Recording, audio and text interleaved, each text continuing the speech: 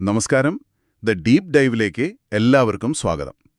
ഇന്ന് നമ്മൾ ശരിക്കും പറഞ്ഞാൽ വളരെ രസകരമായൊരു വിഷയമാണ് ചർച്ച ചെയ്യുന്നത്. ലോകപ്രശസ്തനായ ഇറ്റാലിയൻ എഴുത്തുകാരൻ ഇറ്റാലോ കാൽവിനോയുടെ ദ ബ്ലാക്ക് ഷീപ്പ് എന്ന ഒരു കൊച്ചു കഥ.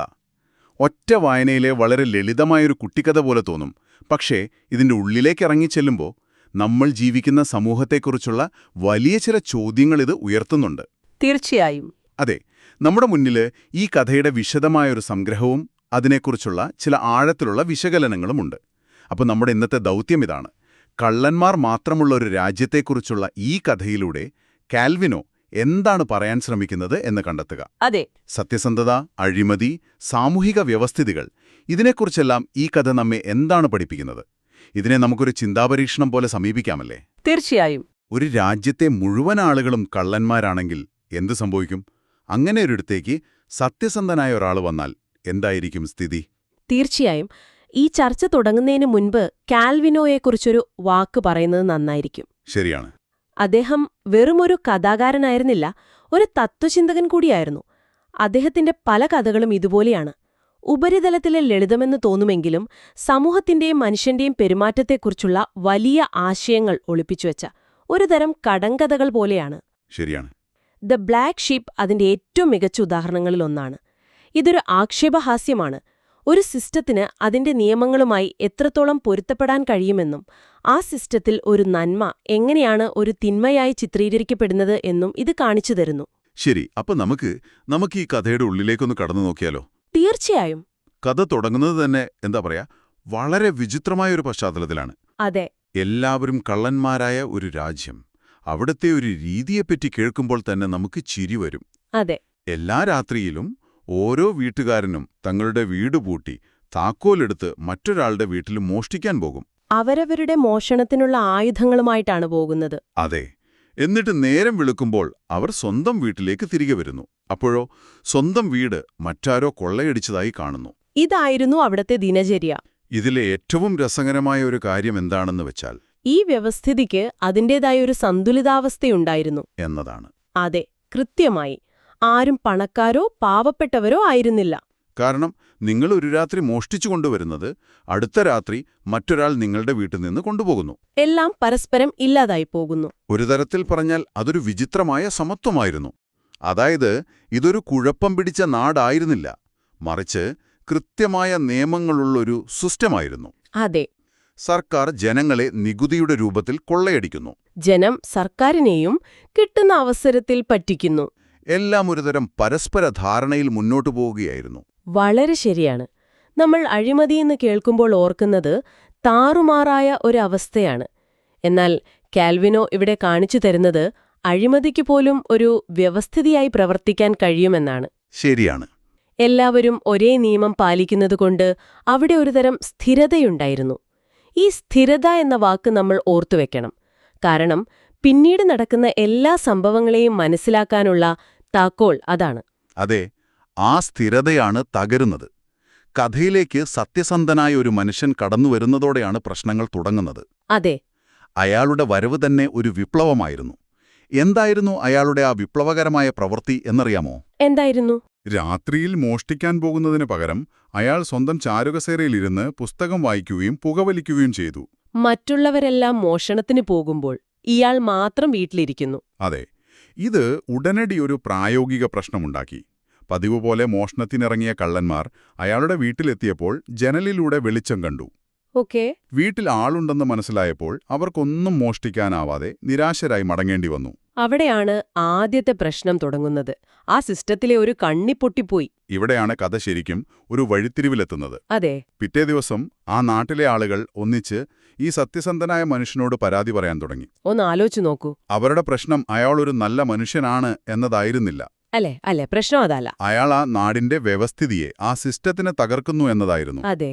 അവരുടെ പരാതി ഇതായിരുന്നു: നിങ്ങൾ ഇന്നലെ വീട്ടിലിരുന്നത് കാരണം ഞങ്ങളുടെ കൂട്ടത്തിലെ ഒരു കുടുംബത്തിന് മോഷ്ടിക്കാൻ പറ്റിയില്ല. ഓ. അതിന്റെ ഫലമായി അവർക്കന്ന് രാത്രി പട്ടിണി കിടക്കേണ്ടി വന്നു. ഇതൊന്ന് ആലോചിച്ചു നോക്കൂ. സത്യസന്ധത ഒരു കുറ്റമായി മാറുന്ന അവസ്ഥ. അതെ. ഇവിടെ വ്യക്തിപരമായ നന്മതിന്മകളെക്കാൾ ആ സമൂഹം വില കൽപ്പിക്കുന്നത് നിലവിലുള്ള വ്യവസ്ഥിതിയുടെ സ്ഥിരതയ്ക്കാണ്. ശരിയാണ്.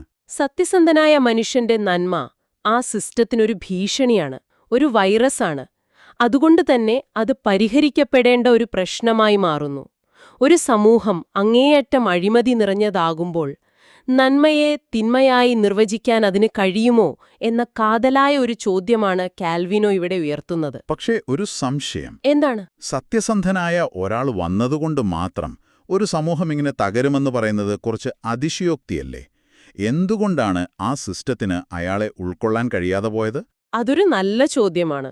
കാരണം ആ സിസ്റ്റം പ്രവർത്തിക്കുന്നത് പൂർണ്ണമായ പങ്കാളിത്തത്തിലാണ്. ഓക്കേ, ഒരാൾ മാറി നിന്നാൽ ആ ചങ്ങല മുറിയും. ശരിയാണ്. അയാളുടെ വീട്ടിൽ മോഷ്ടിക്കാൻ പോയവർക്ക് ഒന്നും കിട്ടുന്നില്ല.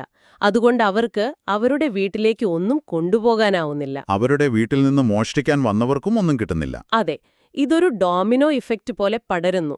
സിസ്റ്റത്തിന് അയാളെ ഉൾക്കൊള്ളാൻ കഴിയാത്തതല്ല, അയാളുടെ പ്രവൃത്തി ആ സിസ്റ്റത്തിന്റെ അടിസ്ഥാനത്തെയാണ് ചോദ്യം ചെയ്യുന്നത്. അതുകൊണ്ടാണ് അവർക്കതൊരു ഭീഷണിയായി തോന്നിയത്. സമ്മർദ്ദം സഹിക്കാൻ വയ്യാതെ ആ സത്യസന്ധനായ മനുഷ്യൻ ഒരു ഒത്തുതീർപ്പിന് ശ്രമിക്കുന്നുണ്ട്. ഓ ശരി. അയാൾ പറയുന്നു, ശരി, ഞാൻ രാത്രിയിൽ പുറത്തു പോകാം. അങ്ങനെ അയാൾ രാത്രിയിൽ പുറത്തിറങ്ങുന്നു, പക്ഷെ മോഷ്ടിക്കുന്നില്ല.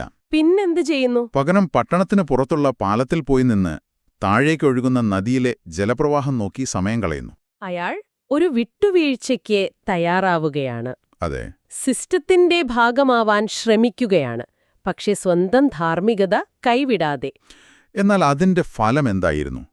അയാൾ വീട്ടിലില്ലാത്തതുകൊണ്ട് മറ്റുള്ളവർക്ക് സുഖമായി വന്ന് അയാളുടെ വീട് കൊള്ളയടിക്കാമായിരുന്നു. ശരിയാണ്. അങ്ങനെ ദിവസങ്ങൾ കഴിഞ്ഞപ്പോൾ അയാൾ പൂർണ്ണമായും ദരിദ്രനായി മാറി. പക്ഷേ ഈ കഥയിലെ പ്രത്യാഘാതങ്ങൾ അവിടെയും തീരുന്നില്ല. അതെന്താണ്? അയാൾ മോഷ്ടിക്കാത്തതുകൊണ്ട് എന്തു സംഭവിച്ചു? മറ്റൊരാളുടെ വീട് ആ രാത്രിയിൽ കൊള്ളയടിക്കപ്പെടാതെ പോയി. ഓക്കേ. സ്വാഭാവികമായും ആ വീട്ടുകാർ സമ്പന്നരാകാൻ തുടങ്ങി.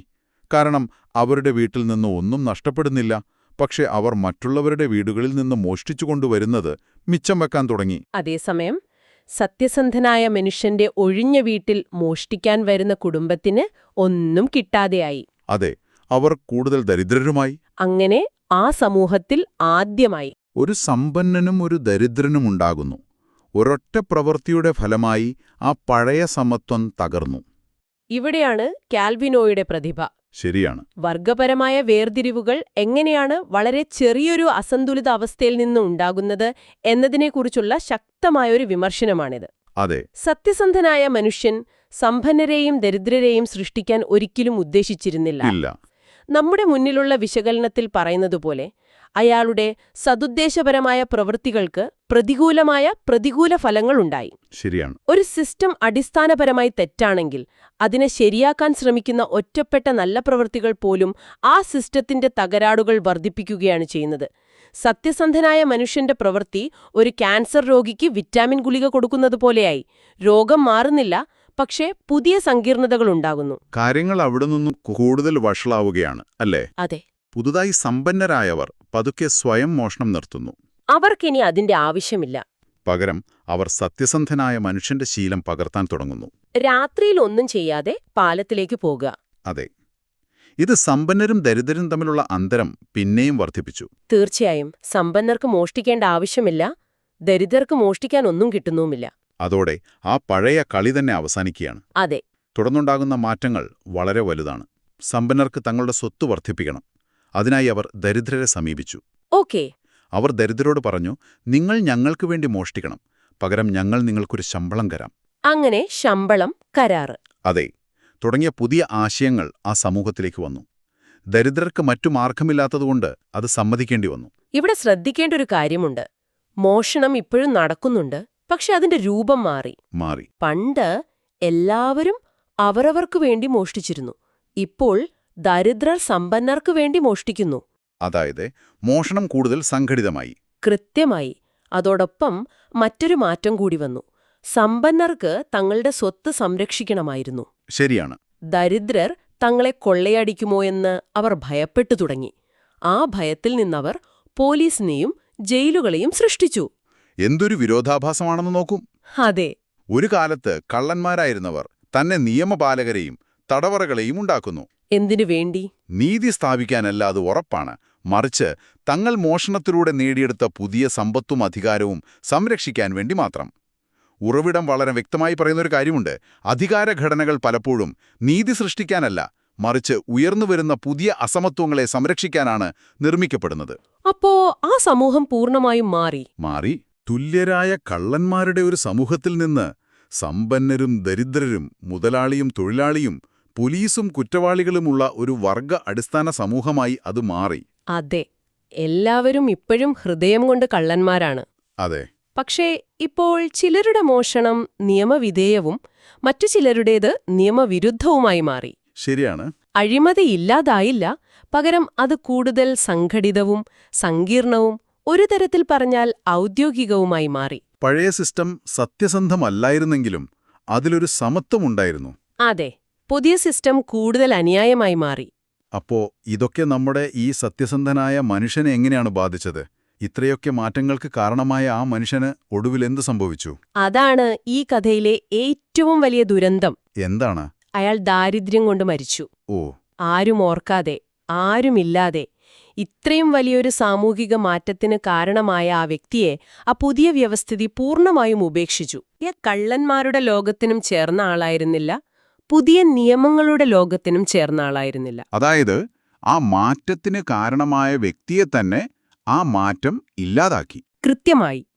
വ്യവസ്ഥിതിക്ക് പുറത്തു നിൽക്കുന്നവരോടുള്ള സമൂഹത്തിന്റെ പ്രതികരണത്തെക്കുറിച്ചുള്ള ശക്തമായ ഒരു സന്ദേശമാണ് ഈ കഥ നൽകുന്നത്. അതെ.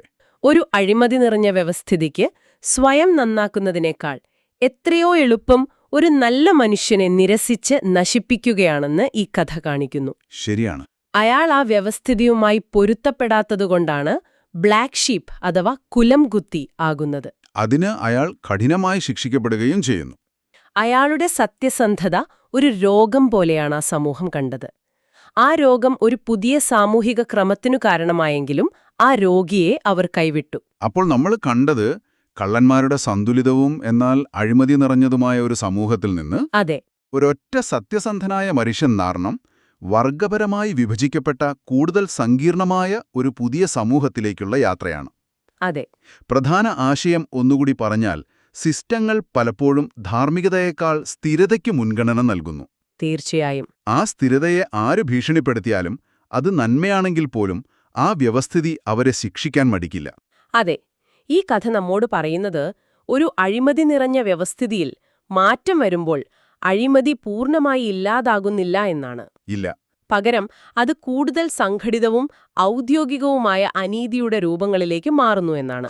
പഴയ കള്ളന്മാർ പോലീസും ജഡ്ജിമാരുമായി മാറുന്നു. അതെ, മോഷണമെന്നത് കരാറുകളും ശമ്പളവുമായി മാറുന്നു. ഇത് കേൾക്കുമ്പോൾ എനിക്ക് തോന്നുന്ന ഒരു സംശയം, എന്തുകൊണ്ടാണ് ആരും ആ സത്യസന്ധനായ മനുഷ്യനെ ഒരു മാതൃകയായി കാണാതിരുന്നത്? പകരം അയാളെ ഒരു ശല്യക്കാരനായി കണ്ടത്. കാരണം അയാളെ മാതൃകയാക്കുന്നത് വളരെ ബുദ്ധിമുട്ടുള്ളൊരു കാര്യമാണ്. ശരിയാണ്. അതിന് നിലനിലുള്ളവരുടെ സ്കിവിയെ പൂർണ്ണമായി ഉപേക്ഷിച്ച് ദാരിദ്ര്യം സ്വീകരിക്കേണ്ടി വരും. എന്നാൽ പുതുതായി രൂപപ്പെട്ട സമ്പന്നരുടെ രീതി പകർത്താൻ വളരെ എളുപ്പമാണ്. അത് കൂടുതൽ ലാഭകരവുമാണ്. അതെ. മനുഷ്യർ പൊതുവെ എളുപ്പമുള്ളതും ലാഭകരവുമായ വഴികളാണ് തിരഞ്ഞെടുക്കുക. സമൂഹം എപ്പോഴും വ്യക്തിപരമായ നന്മയെ പ്രോത്സാഹിപ്പിക്കണമെന്നില്ല. പ്രത്യേകിച്ചും ആ നന്മ നിലവിലുള്ള അധികാരഘടനകളെ ചോദ്യം ചെയ്യുമ്പോൾ. ശരിയാണ്. ആത്യന്തികമായി ഈ കഥ ഒരു വ്യക്തിയെക്കുറിച്ചല്ല, മറിച്ച് ഒരു സിസ്റ്റം എങ്ങനെ പ്രവർത്തിക്കുന്നു എന്നതിനെക്കുറിച്ചാണ്. തീർച്ചയായും ഇത് കേൾക്കുന്ന നിങ്ങൾക്ക് ചിന്തിക്കാൻ ഒരു പ്രധാന ചോദ്യം നൽകുന്നുണ്ട്. ഓക്കെ. നമ്മുടെ സ്വന്തം ലോകത്തേക്കൊന്ന് നോക്കൂ. ഈ കള്ളന്മാരുടെ ഗ്രാമം പോലെ എല്ലാവരും അംഗീകരിച്ചു മുന്നോട്ടു കൊണ്ടുപോകുന്ന, എന്നാൽ അടിസ്ഥാനപരമായി തെറ്റായ ഏതെങ്കിലും സന്തുലിതമായ സംവിധാനങ്ങളോ നിയമങ്ങളോ നിയമലംഘനങ്ങളോ നമ്മുടെ സമൂഹത്തിലുണ്ടോ? ഒരു നല്ല ചോദ്യമാണ്. നമ്മളെ ഇങ്ങളേക്കെയുള്ള കാര്യങ്ങൾ എന്ന് പറഞ്ഞ് കണ്ണടയ്ക്കുന്ന എന്തെങ്കിലും സാമൂഹിക രീതികൾ ഒരുപക്ഷേ ആ കള്ളന്മാരുടെ ഗ്രാമത്തിലെ നിയമങ്ങൾ പോലെ യുക്തിരഹിതമാണോ? അതിനെ ചോദ്യം ചെയ്യാൻ ഒരു സത്യസന്ധനായ മനുഷ്യൻ വന്നാൽ എന്ത് സംഭവിക്കും? അതെ, അയാളൊരു വിപ്ലവകാരിയാവുമോ അതോ ഒരു വിഡ്ഢിയാവുമോ? അതിന്റെ ഫലം ഒരുപക്ഷെ നമ്മൾ പ്രവചിക്കുന്നതിലും അപ്പുറമായിരിക്കുമോ?